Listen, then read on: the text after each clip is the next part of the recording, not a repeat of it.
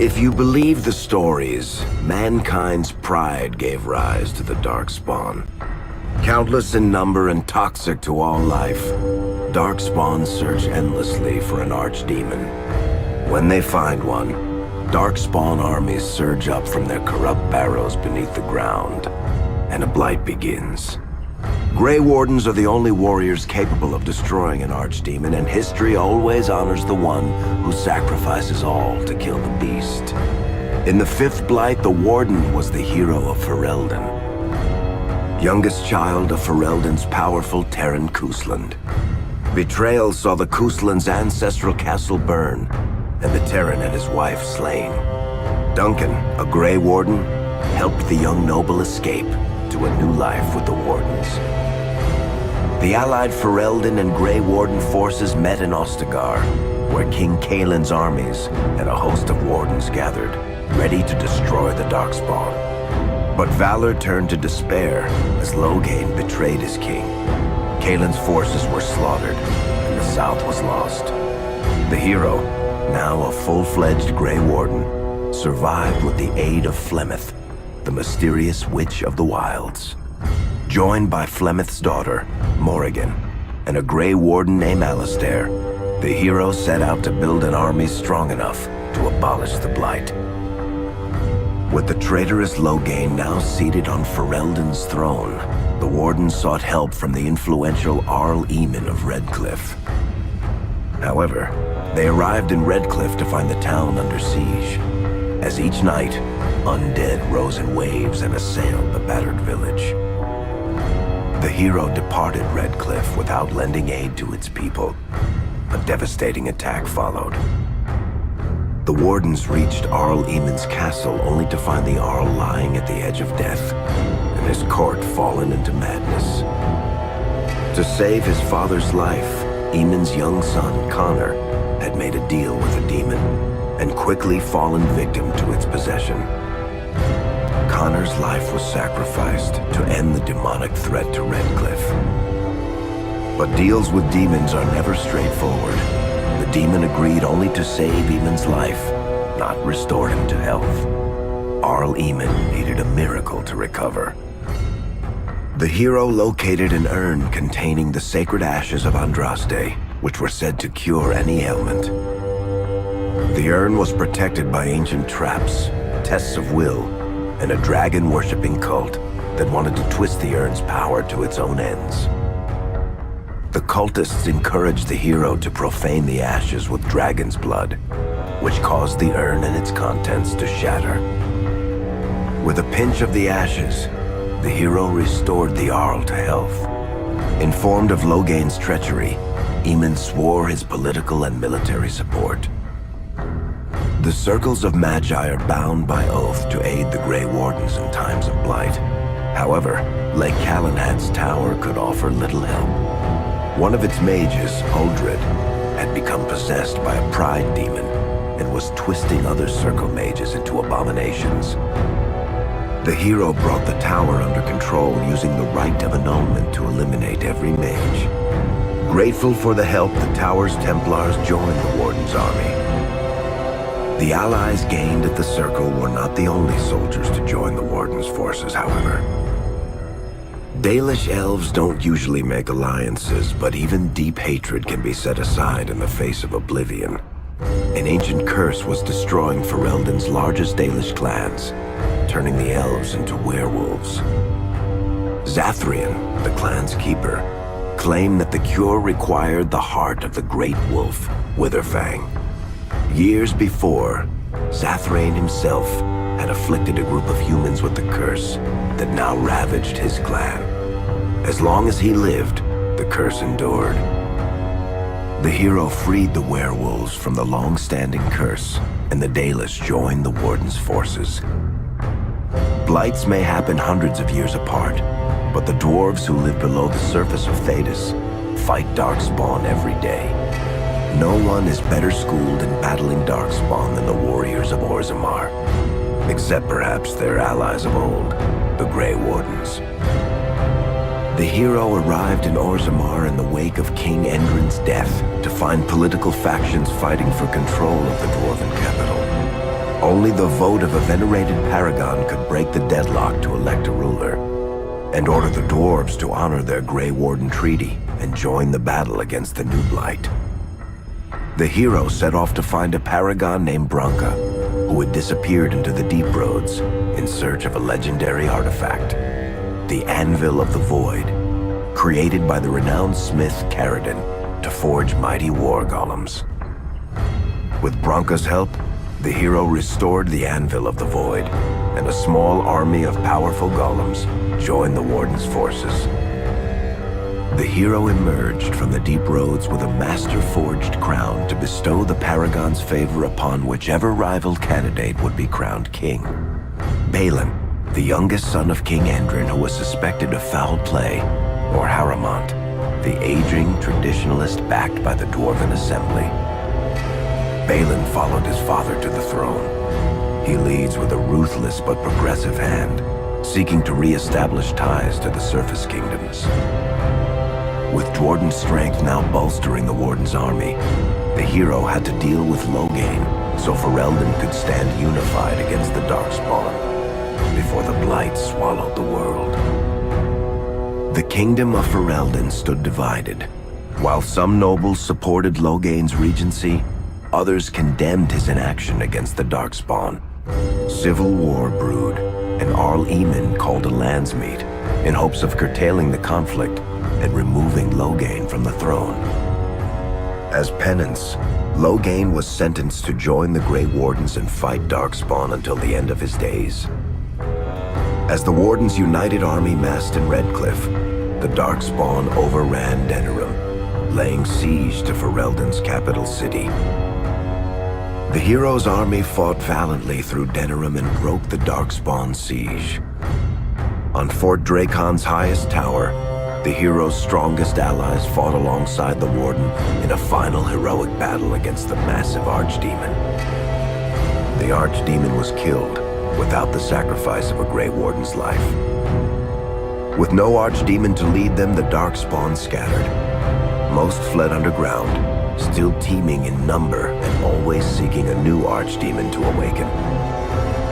The shattered kingdom of Ferelden embarked on a long journey to recovery. In the Blight's aftermath, strong leadership was crucial. Honora McTeer, daughter of Loghain and widow of Kaelin, married the hero, uniting two of the most powerful families in Ferelden in rule. Ferelden still stands, as obstinate and resolute as the Dog Lords ever are, but the events of the Fifth Blight loom over it as the nation rebuilds. For people across Thedas, legends of the hero of Ferelden remain the nation's brightest beacons of hope during its darkest times. It all began in Kirkwall, the fall of Knight Commander Meredith, the Kunari Uprising, and of course, the Chantry's destruction and the onset of Mage Rebellion. One person always stood amidst the swirling chaos: Hawk, the champion of Kirkwall. The Hawk family fled Lothering, refugees from the Blight. Leandra, mother of the champion, and siblings Bethany and Carver hoped to find refuge at her family's estate in Kirkwall, far to the north. As a mage with a family legacy of magic on both sides, Hawk naturally became involved in the events that ultimately led to the Mage Rebellion. The Hawks escaped the Blight with the help of Aveline Valen, a warrior and family friend. It's said that the family was also aided by Flemeth, the notorious Witch of the Wilds. Hawk's sister Bethany never reached the Free Marches. She was killed by Darkspawn while defending her family. The family's first years in Kirkwall were difficult. Leandra's brother Gamlin had lost the family fortune. The Hawks lived in poverty, forced to indenture themselves in return for entrance to the city. To pay off the debt, Hawk was forced to work for a band of mercenaries. All the while, Hawk and Carver did their best to hide Hawk's magic from the Templars. Opportunity eventually struck in the form of a dwarf named Varric Tethras, who was planning an expedition to the Deep Roads. It was a long shot, but with gold gained from the expedition, Hawk could free the family from its criminal creditors and further Templar scrutiny. Hawk met a rogue Grey Warden named Anders, who possessed detailed maps of the deep roads. These maps were crucial to the expedition's success. Once Hawk obtained them, everything else fell quickly into place. Carver joined Hawk on the expedition.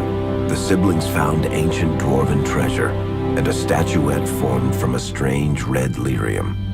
Carver fell victim to the blight that suffuses the deep roads, but Anders led him to a group of Grey Wardens who were able to save his life.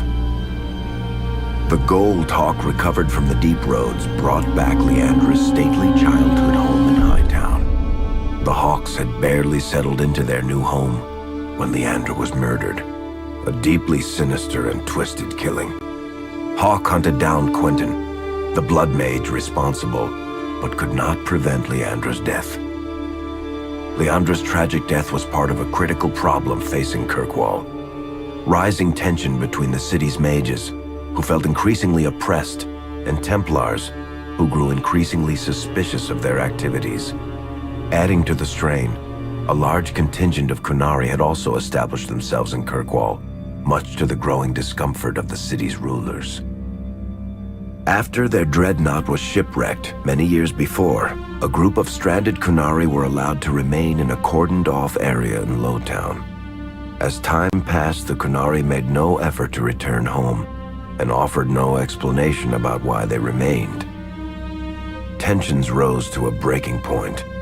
Revered Mother Patrice, convinced the Kunari were a threat to the Chantry's faith, incited violence between the Kunari and the Kirkwall populace. Fearing trouble, Hawk supported Patrice's schemes to drive the Kunari from Kirkwall. Patrice's ultimate act was to orchestrate the murder of Viscount Dumar's son, Seamus, a recent convert to the Qun, and blamed the death on the Kunari. After Seamus was murdered, the Arishok of the Kunari group lost patience with the humans of Kirkwall. They would now submit to the Qun or die. The Kunari struck hard and fast. They took the palace in Hightown and beheaded the Viscount to immediately quash any resistance. Aided by Knight Commander Meredith and First Enchanter Orsino, Hawk reached the palace and stood toe-to-toe with the fearsome Kunari leader. Hawk fought the Kunari leader. The fierce battle resulted in the Arishok's death and the liberation of Kirkwall from its brief occupation. The Kunari quickly withdrew from the city entirely. Hawk saved Kirkwall and earned the grudging respect of the city's Templars, mages, and nobility, along with the title that history remembers, the Champion of Kirkwall. Kirkwall's problems were still not over, however. After Viscount Dumar's death, Knight Commander Meredith took power and blocked all attempts to appoint a new Viscount. Under Meredith's command, the Templars tightened their grip on the mages, planning to suppress what Meredith saw as a growing rebellion. Anders, who spent years fighting for justice and freedom for his fellow mages, saw that the time for negotiation was past. He destroyed Kirkwall's chantry, killing hundreds, including Grand Cleric Elthina. This single act began a rebellion that spread from circle to circle, until all circles of Magi had risen up in defiance against chantry rule. There was no forgiveness for what Anders had done, and he asked for death at Hawk's hands. Hawk fulfilled the troubled mage's final request, and many others died along with Anders that day. Fighting spread swiftly through the city. Some mages rebelled openly, many of them succumbing to possession. Templars turned their swords on mages who rebelled and on those who did not. As First Enchanter Orsino refused to bend to the Templars, Knight Commander Meredith demanded that every mage in Kirkwall be put to the sword. The Templars found an ally in the Champion, who fought alongside them to quash the rebellious mages. In the end, the Templars placed Hawk on the Viscount's throne, for a time at least. The battle proved one thing. Knight Commander Meredith had gone mad. Hawk saw the truth of it when Meredith unsheathed her sword, and the red lyrium idol from the deep roads was embedded within it. The blade fueled her hatred and paranoia, as it had for months. After a horrific battle, the red lyrium of the Knight Commander's sword consumed her as she died. Meredith became a statue, her face a frozen mask of horror. Little is known of the champion since that final battle. However, Hawke's story lives on in legend and song. Memories of the indelible changes the champion of Kirkwall brought to the face of Thedas.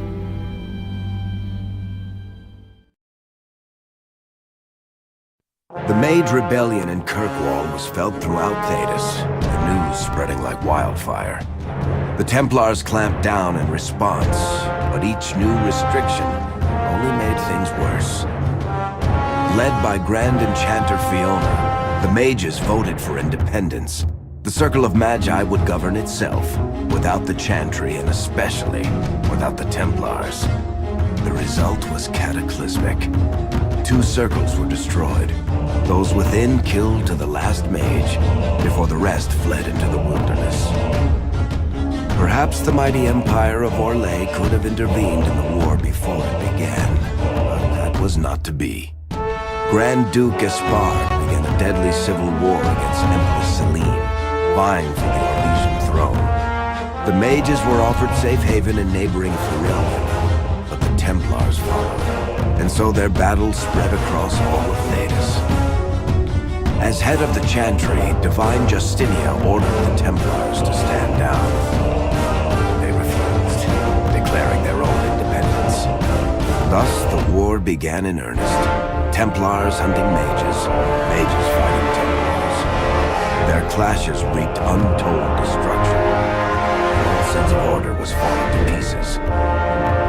Divine Justinia made one final desperate bid to end the war.